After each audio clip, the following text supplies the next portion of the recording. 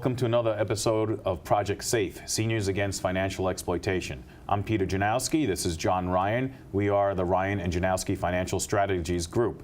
Today we're going to be talking about what to expect from a financial advisor, specifically what a senior should be expecting from a financial advisor, and we'll talk a bit about peripheral around that as well. I think that's great. I think the most important issue when we have to deal with seniors is their expectations, okay? And very often a senior is looking for income, okay? And this is, 8 out of 10 times. The priority is to enjoy continuity in their life on a daily basis. And what we're seeing is advertisements and ads and phone calls offering unrealistic expectations, meaning returns. One of our programs we've done with the Attorney General's office with Tony Logue, the Assistant Attorney General, is if it sounds too good, it's probably false. But a senior falls for that 10 or 11% return. If you turn around and say, I'll get you 10% on your money, many times they're willing to do it. Yet, commensurate with a 10% return is a degree of risk that they shouldn't be taking.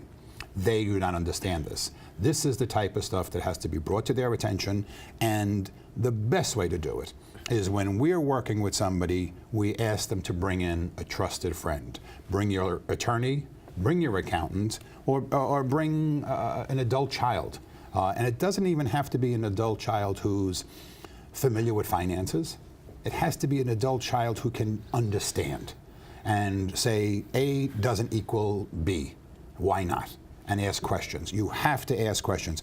And one of the biggest things, and it's a shame in this industry, is that it gets a bad reputation because over the years, many brokers, financial advisors, whatever you want to call them, are commission driven. And it's a terrible thing. And I, and Peter and myself, we are fee-based. And you need to be a fee-based advisor in my mind because all the cards are on the table. You're not calling somebody up to do a trade that may be for your benefit, not theirs.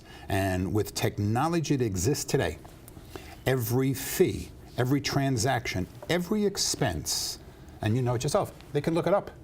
And they should look it up. And that's why technology can be harmful, and there's times when it's tremendous. And in this world, it's tremendous. Yeah, I've always said that with transparency these days, anyone who has a decent feel for how investments work and what the fees are should be able to find everything online. It really is. And if a senior is, for whatever reason, needs to hire a new financial advisor or a second one for a second set of, a second opinion, should go with that trusted friend or what we call a trusted contact. And you'll see that if you meet 2 or 3 people, most likely those annual fees, because that's where everything really is now, the annual fees are all going to be within a few basis points of each other annually. But going back to what you were saying before about the need for income, and it's been a very big push in our industry to administer and give this retirement income. Right. Everybody's, there's software out there, and there's so many kinds of gizmos and gadgets to predict what kind of income you're going to need. And personally, I think it fails and it falls short because nobody knows what their life is going to bring when they're 70, 80, and 90. No software program could dictate what you're going to spend. Right. At 75 years old, you may slow down and spend a lot less. At 80 years old, you might pick it up and want to go around the world on a cruise. Right. So the second thing that you have to be conscious of is besides false rates of income or the risk that's involved in higher yields is liquidity. Right. And we've seen it. Unfortunately, of course I won't mention names, but it's happened here with firms that are local, and sometimes you read about in the papers where unknowingly investors, mainly seniors, will tie their money up in investments, and even though it seems like a safe return, 5, 6, 7%, it's illiquid. Right. And when they go to get their money, nothing's there. And that has nothing to do with scams, but there have been private placements and REITs and things like that that give a great return. However, if they go to get their money, they're told, guess what, you can only take 10% a year out of it, or you have to wait 3 years for it, or there's a huge back-end sales charge and a penalty to come out of it. I'm going to interrupt there for 1 second. That is a scam, because the advisor wasn't upfront saying this is illiquid. It's true. You can get 7, 8, or 9, 10%. And they think it's going to be like a CD going to the bank. We're talking about a senior. So therefore, they're saying, okay, and if I want to break it, I can break it. They didn't say it out loud, so the advisor didn't have to answer that question. But they went home assuming that they would get their money. And now when they look for it and they say you have to wait 10 years, it was in the fine print, but they didn't read it. But it's the obligation of the advisor to say, this is tremendous. You cannot touch your money for 10 years. That's fine, because I'm putting this away for Johnny's college. Okay, Johnny's only 6. Right. It'll come due by the time Johnny's ready for college. That's a scam. Right. Because omission is just as bad as a blatant thievery in my mind. That's true. You're 100% right. We have to sit down. Anybody working with a senior has to sit down and walk them through baby steps. And make sure that they understand 100% what, the asset allocation for a senior has to be 100% individualized and need-based, because there's a senior who has millions of dollars and has no interest in income. For whatever reason, they're getting a pension, they're getting different things. And then there's another senior who just wants income, and they need that to survive. Now, that may not be beneficial to their adult children and their grandchildren, because there's no growth factor involved. But that's not the point. The financial advisor's main job is the senior they're dealing with, not what's going to be left to somebody else. And if nothing is left, but that senior had a wonderful life, that's your job. It's a great point, and I'll throw something on top of that. There's also the comfort level of the senior, and we've experienced people who are in their 70s, 80s, who are doing nothing but buying tax-free municipal bonds going out with 30 or 40-year maturities. Right. But that's what they've done their whole life, and that's what they were comfortable with. They didn't want any, and they were going to use that to provide for the next generation. And most people would say, well, rule of thumb is you want growth, you want equities. These particular people wanted no part of it. They didn't want to take the risk associated with equities. They understood it. So there's a lot of customizing. I totally agree with you on that. Another important thing, in my opinion, in our opinion, you should meet 3 to 5 times a year with your advisor. Phone calls are fine all the time, and they call up, but it takes a serious conversation to find out that maybe somebody died in their family and has left them money, or maybe a child has gotten terribly sick and could wind up needing a disability trust or something. You don't know it unless you're having conversations. A financial advisor should have a role as a friend also. It shouldn't just be buy this, sell that. Sometimes you go to the bank, I'm not knocking a bank, you just make your deposit, make your withdrawal. They don't know what's going on in your life. That's not significant enough, okay? You have to have an advisor who becomes your friend. Not a friend that takes advantage of you, but a friend that you can trust and say, listen, here's what's going on. Do you think this is appropriate at this point in time for me to buy this? And we have conversations all the time with clients saying, you're doing fine. If you need a new car, buy a new car. You can't buy 3 Bentleys, but you could buy a regular car, and that's fine. I mean, and people have to accept that in life. There's nothing wrong. There's very few situations where people's lives change so dramatically when they retire. You hear these stories, I can't wait to retire and buy a boat. If you didn't have a boat between 35 and 65 and 70, you're not going on a boat now. It might have been some fantasy in your mind. I agree. No, our experience has been that most people's lifestyles do not change. And going back to an advisor being a friend, yes, it has to put the best interest of the client first. Right, of course. And be willing to talk to other people in their life. The accountant, an attorney, and even other financial advisors, because some people do have more than one, and it makes sense. And it doesn't make sense for them not to talk, because redundancy could just crush someone if their asset allocation is incorrect on both sides. There has to be communication. Okay, I'm sorry. When you're saying communication, it also takes me, another conversation that we have all the time, proprietary products. You have to ask. A client has to ask, why do you think that's the best for me? If it's a CD, you say, guess what? Because it's 3% versus 2.5%. That's the answer. Mm-hmm. But if it's a proprietary product, you want to know that the commission in that is maybe 50 basis points more than something else, but since it's run by their company, they get paid more. And the SEC, FINRA rather, is getting more involved in these type of things, because the amount of money that gets taken from seniors, actually the age 60 and over, the amount of excess commission that gets charged to seniors is over $17 billion a year. And the Department of Labor tried, unfortunately unsuccessfully, to come up with a regulation that you had to have the best interest of the client in mind at all time, which means if you could buy XYZ for $2 or another one for $1.75, it is the law. It would have been the law that you had to buy the one for $1.75, pay-wise. Unfortunately, that didn't go through. So now, so long as it's suitable, it's acceptable. Meaning, if you're going to buy a dividend-paying stock for a client that is appropriate, no matter what the commission, it's acceptable, and that shouldn't be the case. And unfortunately, it takes the senior now. It puts the burden on the senior to turn around and say, is that the best deal? And please send me it in writing. All right. Show me the commission schedule that the one that you're buying for me is the best deal. Now, it could turn out that the one that I want is a little bit higher commission, but there's some specialty things in there. But that's fine. Then rationalize why you want me to have that one versus a plain vanilla growth fund. I shouldn't be paying more for it. And that's also why in the last several years, if anyone's noticed, that the DOL, the Department of Labor, and the IRS have put a lot more scrutiny into our industry about disclosures and transparency, and especially if someone's retiring and they're looking to roll over a 401k plan, does it make more sense fee-wise to put it inside an IRA? I mean, obviously, you know, we're not here to bash fees because obviously everybody has to get paid for what professional advice and services they are providing. However, what we need to do now is do almost a side-by-side comparison between someone's 401k and what it would cost inside an IRA. Of course, there's a lot more factors, availability of investments, performance, everything has to be accounted for.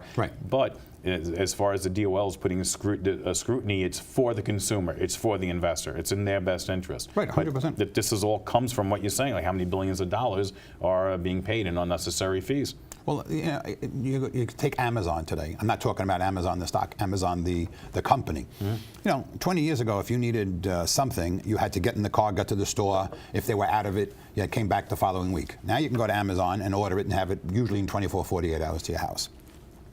Years ago, to buy a stock, it was very expensive because it was a small piece of the population that was buying stocks. So the commissions were high. As time has gone on, it's gotten cheaper and cheaper. And rightfully so, because technology makes it easy. But what people have to look at, you have to look at some of your old plans even like in reference to 403Bs and 401Ks for seniors who are involved and still working. Sometimes a program that was instituted 20 years ago and hasn't been looked at is so expensive. It may be working fine, nobody's questioning it, but you could redo it today at half the price. That price was 100% fair when it first went into effect. The woman or man who administered it maybe is retired. Nobody's really looking at it anymore. Those things happen. And now when you look, you say, I don't believe I've been spending all this money all these years. It's like bank fees. Just a typical bank, you have to shop your banks because some banks, it's $10 a month without a certain balance. They charge you for checks and they charge you for everything else. And other banks, it seems free. And I don't know who determines what and how. Some have free ATMs, some charge you $3. All simple little things, but a senior has to be cognizant of it and do what's most beneficial for them. And that leads me to another product which is talked about often is annuities.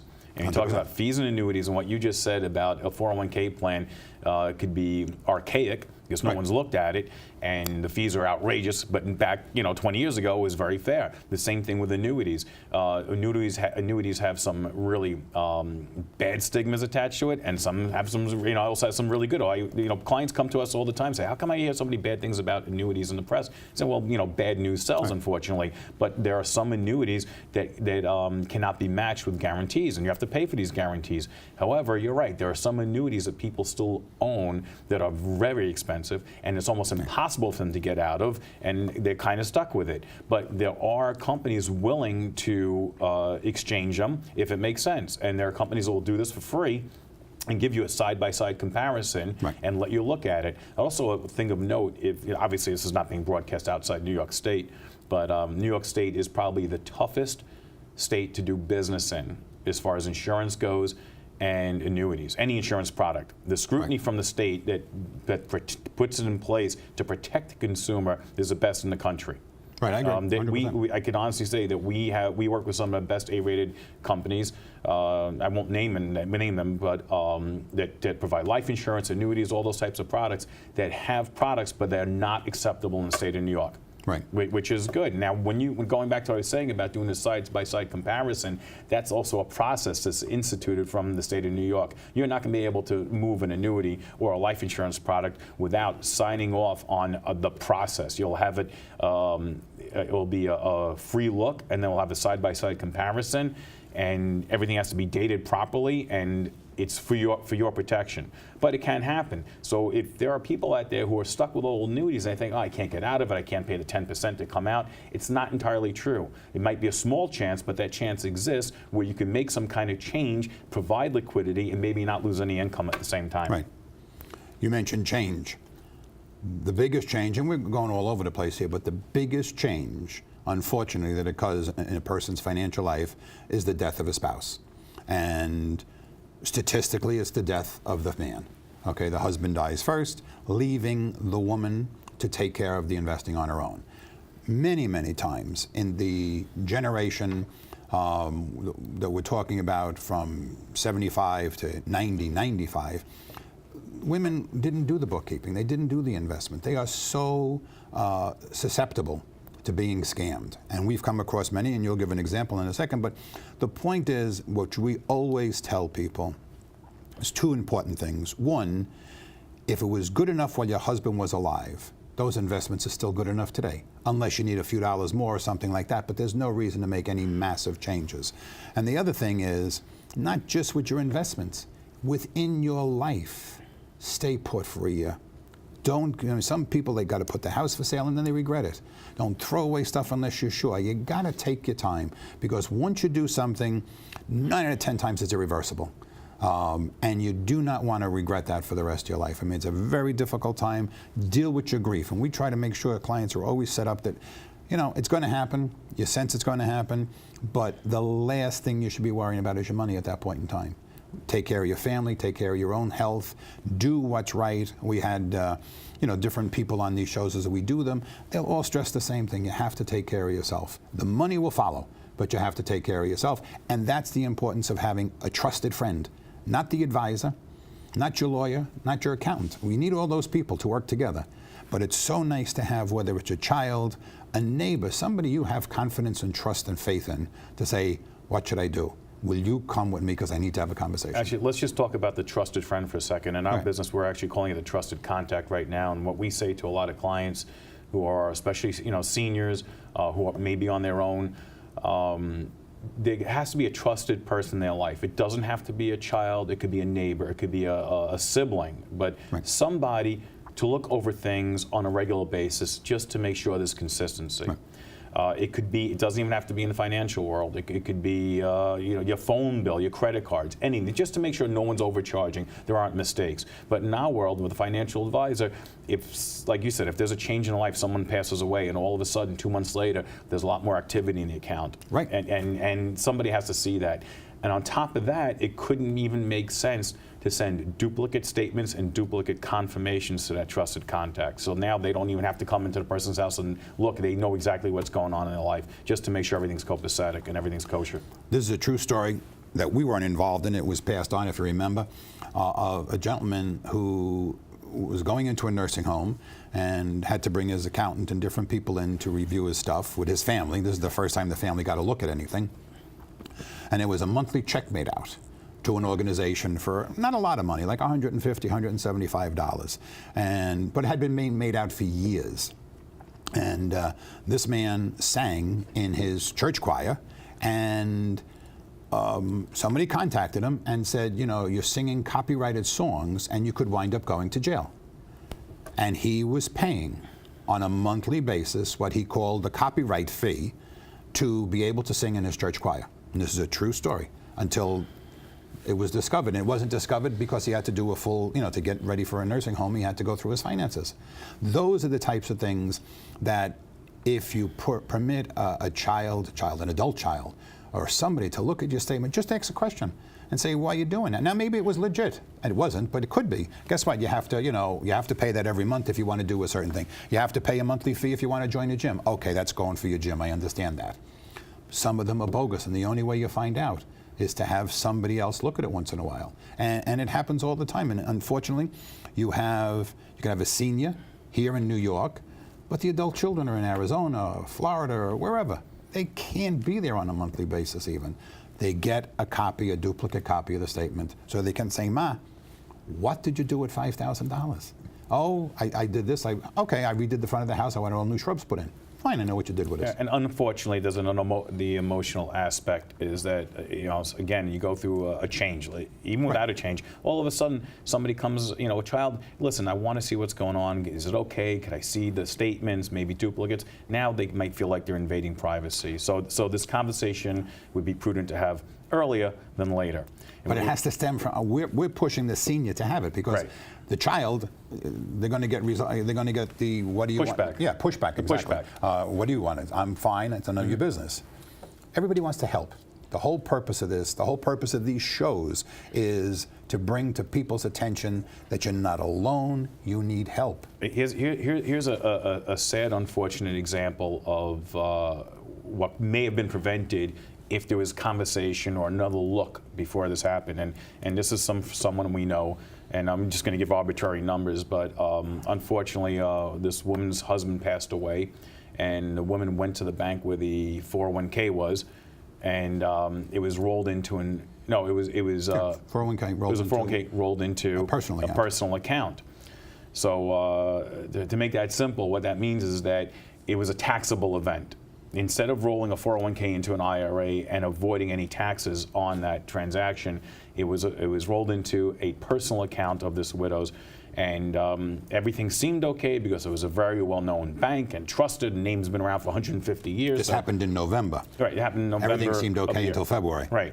And then a few months later, when they were doing their taxes, it turned out to be over $180,000 tax bill. And unfortunately, it was too late to have anything done or reversed. And this is so horrendous that people may have lost their licenses over it. It was just a terrible transaction. And if it was caught maybe in the first few weeks or even a couple of months, something could have been done. There was a possibility it could have been done. The importance of that trusted contact. And again, not to blame this poor woman, she was just very trusting.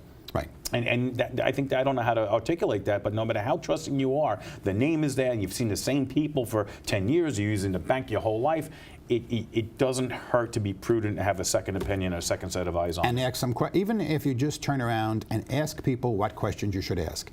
Is this the most tax efficient way to move this money? Then the answer had to be no. Is this the most suitable way to move this money? No. Is this what everybody does with their money? No. So then why am I doing it? Or even then, if you don't even know what questions to ask, bring someone to ask the questions. The same thing like bringing a car to a mechanic. I mean, I'm not going to here to make fun of my partner in crime, but John, you know nothing about cars. And you don't even know what to ask. So how many times I will go to the mechanic and say, hey, listen, by the way, what about this part? If you need wheel bearings, you're checking the struts, the same thing. Now, you have no idea what I'm talking about, but it's a prudent idea just to have me check in on it. No, I agree with that 100%. Yeah. And that's where the biggest scams occur and the biggest abuses occur. And I'm not even going to say they're all intentional. Some are definitely intentional because I have somebody in front of me that I think I could take advantage of. Some are the ignorance of the advisor. So you have to be worried on both sides. And in this particular case, hopefully it wasn't intentional, but there's always that room that makes you think, well, look what you got out of it, because not only was it was a taxable event, but they were able to buy mutual funds and they got paid on it. Right. And they got paid to sell, got paid to buy, and then got paid to sell again to pay get the money for the taxes. And we've also seen that past. I remember when we first started working together about 20 years ago, we met someone who needed help, and unfortunately we couldn't do anything because they bought an annuity. And it was inappropriate. It was not appropriate for them. It wasn't suitable, and the bank sold it to them. And the bank never clearly stated that they were locked in for a certain amount of years, and they wanted this money for a house. And they found a house 3 or 4 months later, and had to pay heavy penalties to come out of it. Right. And it was like what we were saying in another episode recently, that it is a scam because they're failing to disclose that. Right. And that's the most important thing here. That the investor has to be aware. And there's so much going on. The DA's office is on top of these things. And I'm not saying it's every week, but several times a year you're reading about some sort of an advisor who got millions from his clients. You see it in Newsday once a week. A few weeks ago, some advisor, I don't think it was in Eastern Nassau County, was doing a Ponzi scheme with his clients. And again, and that goes back to emotions. It's greed and fear, and a lot of people get greedy. They see the high rates, and it's a normal emotion. But buyer beware. If it's too good to be true, it probably is. Right. We've been saying this for 100 years. I mean, right now we use the 10-year note as a barometer, and if you're going to go out and buy a 10-year government bond, you're going to get 2.9, maybe 3%. That's a guaranteed for 10 years. I'm not talking strategy right now, but just as a litmus test, a barometer. So if somebody's coming to you and saying, you know what, I'm going to offer you 9%, it's a really good thing. Well, that's kind of out of range. Right, I mean, right. you're getting 3 times as a government bond. So I mean, that's just basic. But then again, going back to what we keep saying, if you're not sure what that means, ask someone. Right. Bring someone with Because you. that 9% could be very appropriate for an astute investor who's got a lot of high net worth and wants to take a risk. But for somebody who's going to live off that for the rest of their life, that's not appropriate. Right. And most of the time, when we deal with retirees or people who are about to retire, knock wood, they're in good shape, and they've accumulated enough assets to maintain their lifestyle. Right. So why take unnecessary risk? And we were in a situation recently where someone was saying, I think I need to be balanced with more equities. Like, that's fine, but just understand that you could lose principal.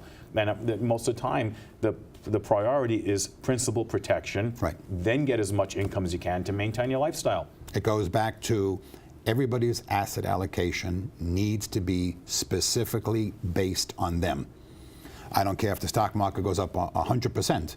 If you do not have the money to risk that and you need X number of dollars a month, you cannot let anybody talk you into buying those investments, because if it goes in the opposite direction, then you can't pay your rent.